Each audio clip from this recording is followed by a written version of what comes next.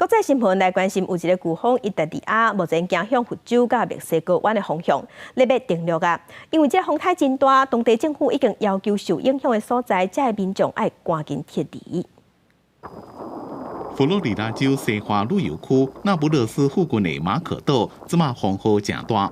美国国家飓风中心讲，墨西哥湾温暖的海水可能会让意大利亚伫登陆进前就变做正危险的三级飓风，并且会伫沿海地区跟3到5公尺悬的大型。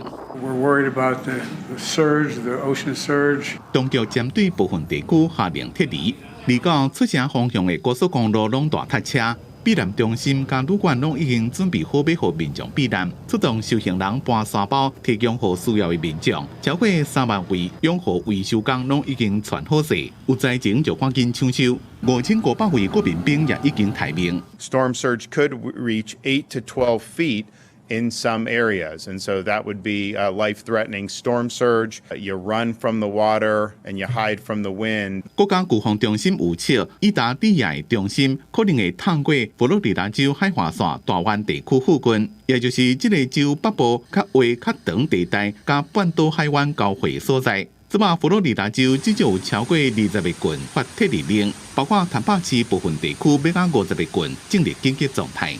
公司新闻吴文玲编辑。